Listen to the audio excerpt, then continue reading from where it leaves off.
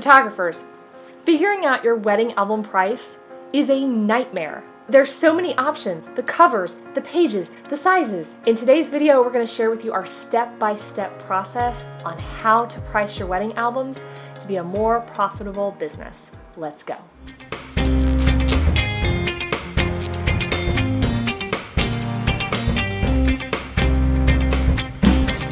Before we get started, if you are new to our channel, I want to say welcome. Here we share things for growing your business in the market you're in or the market you want to be in as a photographer. To make sure that you don't miss out on any of our new videos, hit that subscribe button and that notification bell so that when we put out a new video, you see it. All right, photographers, first and foremost, you have to pick a print company. But how do you pick one? What you need to look at when picking the right print or album company for you is, does it fit with your brand? Does it fit with what your ideal client wants?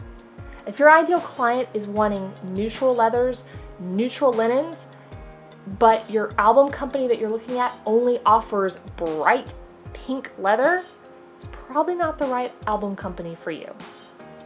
Are they offering the right sizes that you need? Are they offering innovative designs, or are they sticking with the same old that is boring and pedantic and old hat? Those are the things that you have to research when you're looking for the right album company for you. To see which album company we love and use and why, head to the video in the show notes below. The next thing that you want to do now that you have picked your album company is to pick your base album size. What is a base album? Why does it matter? A base album is the smallest size that you're going to offer in your album offerings. This is the album size that is the least desirable album you want to sell, but it adds value to your top level album. Most companies will offer these in sizes that are square, an 8x8, a 6x6. Notice these are smaller sizes. And then of course there are album companies that will offer them in rectangular sizes like a 9x6. Some album companies will even offer it in an extreme rectangular size. So you need to pick which size and which orientation, square, rectangular, or extreme rectangular, that you want to offer. So keep in mind as you're selecting your base album size that some orientation, square versus rectangular, will work better for the way that you shoot. Are you shooting these wide, dramatic landscape images with your clients off center, or are they in the middle and in the center of the album? The next thing that you need to decide is the base material that you're going to offer in your base album size. Now, this is not a time to throw in everything in the kitchen sink. And by that, I mean you're not going to offer leather or even faux leather in your base album. Typically, we see things like linen as a base album material. That provides for upgrades into higher album sizes and quality later on. The next thing is album upgrades. Now, this is something that would include a cameo or debossing or raised ink. These are things that you don't want to automatically include as a given for your base album. This is something that needs to be offered as an upgrade into either a higher album size or into an a la carte option that they can add on later. We think it is easiest to bundle these as a package deal. It makes the decision-making process so much easier. For example, if a client is having to pick between a cameo or debossing on the front of their album, they often will waffle back and forth and the decision-making process is harder. So by bundling those two options together, then you're making the decision a lot easier for them. It's easier to say yes to that upgrade more quickly. So, question of the day, what album upgrade do your clients like the most? Hit that like button and leave me a comment below to let me know whether it's a cameo or debossing. Okay, so now we have figured out what your base album size is, the materials and all of that. Now we have to figure out your cost of goods for that base album. And honestly, this is where most photographers royally screw up.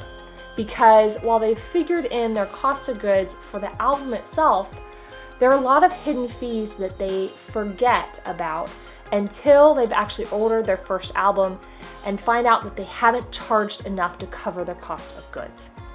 Hidden fees like how many spreads. Some album companies decide to include a certain amount of spreads, some decide to include none. Are they charging you a hidden fee for shipping? Things like that add up very, very quickly. Pro tip: to make sure that your cost of goods is accurate and on point and that you haven't missed anything, you're going to go through the whole entire album ordering process except hitting buy. We'll pick and select the things that we factored in for that album size. And when we get to the ordering screen, if that cost of goods total is not the same as what we've added up on paper and there's a disconnect, we want to know why. An example of this is when we were first starting to work with our album company. We went and ordered an album, but it was $150 less than what we had factored in as our cost of goods. Now that may seem like a really great thing, but we need to know why. Are we not accurate on our cost of goods, or are they running a special, or did they forget to add in something in the ordering process and it would actually be more expensive than what we originally had calculated? These are all very important in making sure that your business is profitable. All right, guys, we are to the final, juiciest part of the video, the one you've been waiting for, which is the markup. Now, some of you may be wondering, what in the world does markup mean? Markup is how much you are charging in addition to your cost of goods. How much more are you marking up the cost or the price of your album to your client? Now, in the photography community, we often hear a ×3 markup. The problem with that is it doesn't take into account a lot of other factors. For instance, a studio markup of 3 for one photographer may work great, but another photographer who has a studio rental and has to pay rent every month, that may not be enough profitability for them to stay in business. In addition to that, you have to consider the type of clientele that you're working with. Where are you located? Is that a competitive price point, or are you undercutting your business model? Now, there are some photographers out there that say, I'm not even going to bother to mark it up, I'm just covering my cost of goods. So if the cost of goods is $600 for an album, they might charge $650. But the reality is, there's so much more than just the cost of goods of purchasing that album to then deliver it to the client. I'm having to mail it to my studio. I'm having to package it. I'm having to then mail it back to the client. In addition to that, there's actually the design time that goes into creating and crafting that album. Those are all time that I'm having to spend, and my time is not free. So there has to be a markup that takes that into a factor when you're deciding what to charge for your albums. So in the end, what is the appropriate markup for an album? That's something that you have to decide for yourself that ultimately makes your business profitable. What is it that you have to bring in to make your business profitable at the end of the day? So now that you've figured out how to appropriately price your album, but you need to market your business more effectively to bring those clients in to purchase those albums, then make sure you head to the show notes below and get our top 10 marketing ideas for your photography business. If you have enjoyed watching this video and want to get started in selling more beautiful heirloom products just like wedding albums, then head to our playlist here for IPS tutorials and information. And as always, make sure you hit that subscribe button so that you don't miss out on anything new. Thanks so much for watching. We'll see you next time.